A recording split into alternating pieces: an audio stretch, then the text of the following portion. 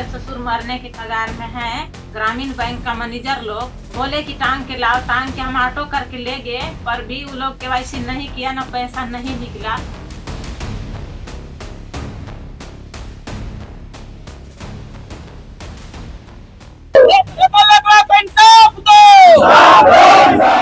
अगर मैं आपसे कहूं एक आदमी की मौत बीमारी से नहीं बल्कि ई-केवाईसी से हो गई तो क्या आप यकीन करेंगे?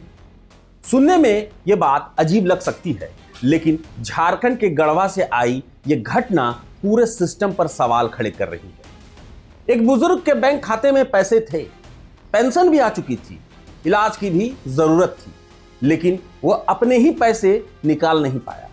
क्यों? क्योंकि बैंक बार बार सिर्फ एक ही बात कह रहा था, पहले ई-केवाईसी कराइए।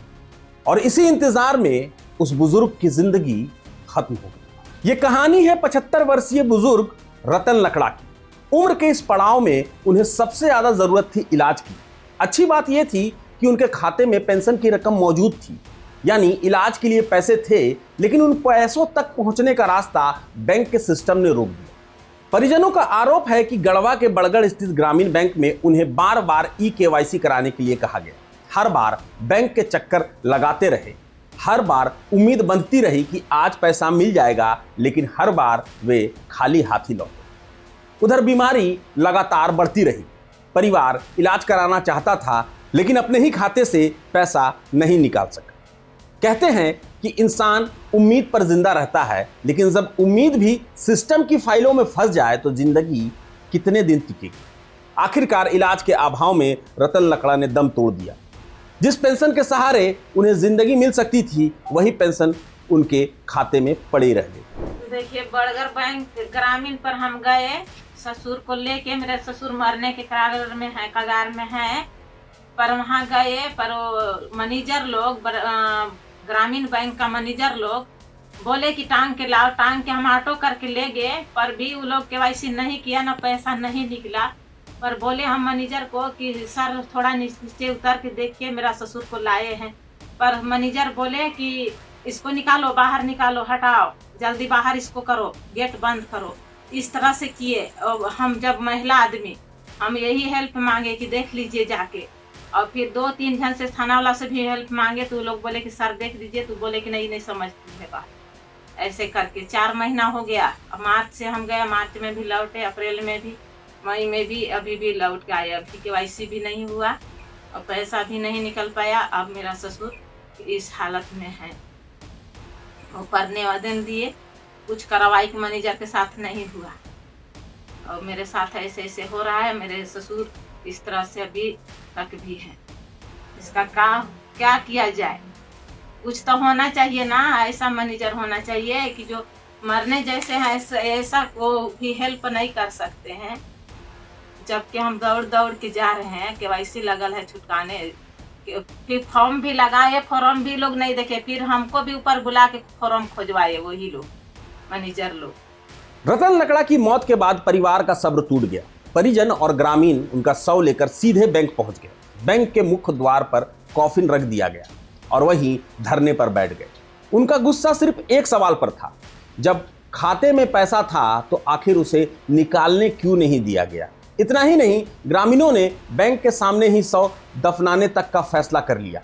बैंक के बाहर का यह दृश्य हर गुजरने वाले इंसान को झकझोर रहा था। ये जो लाश है रतन लकड़ा की है। रतन लकड़ा और उनकी पत्नी का केवाईसी 3 महीनों से नहीं हो रहा था। मार्च, अप्रैल, मई, 3 महीना तक उनकी जो बहू है फुलमणि लकड़ा, वो बैंक में दौड़ती रही और परेशान होके वो अपने ससुर को यहाँ टांग के ले आई। मैनेजर से कहा कि मैं अपने ससुर को टांग के ले आई हूँ, मरनासन है, कृपया आप चल के देख लीजिए, बैंक में नहीं चढ़ सकते हैं, है ना, आप उनका केवाईसी कर दीजिए। बैंक मैनेजर अपना चपरासी को बोलते हैं इसको बाहर निकालो, दरवाजा बंद करो, हटाओ यहाँ से, है ना, केवाईसी नहीं हुआ। तो एक दिन मुलाकात हुई इनके साथ बैंक के बाहर इधर बाजार में, तो बताने लगी अपना दुखड़ा। हमने रीजनल मैनेजर से बातचीत किया, रीजनल मैनेजर को हमने सारा चीज़ बताया, तो वो बोली कि ठीक है हम बोल देते हैं रीजनल मैनेजर को, अरे सॉरी बैंक मैनेजर को। तो हमने कहा कि कितना आदमी का आप ऐसा पैरवी कीजिएगा, कोई ऐसा उपाय कीजिए, ऐसा मैनेजर चाहिए जो कि भाई जनता का काम करे, ये लोग बूढ़े लोग हैं, मरनासन हैं, ये लोग का केवाईसी तो होना चाहिए। बोले कि लिख के दीजिए, मैं करवाई करूँगा।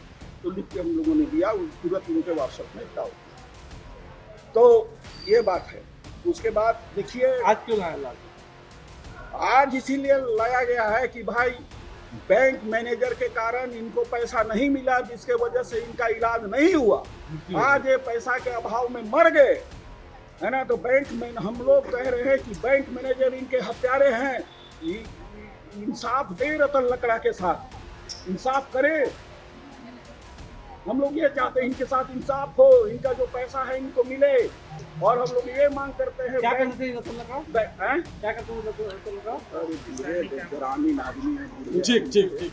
मामला बढ़ा तो इसकी गूंज रांची तक पहुंची। मुख्यमंत्री हेमंत सोरेन ने पूरे मामले का संज्ञान लेते हुए गढ़वा के उपायुक्त को तत्काल जांच के आदेश दिए। साथ ही रंका के एसडीएम और लीड बैंक मैनेजर को विस्तृत जांच कर दोषियों के खिलाफ कड़ी कार्रवाई करने का निर्देश दिया गया।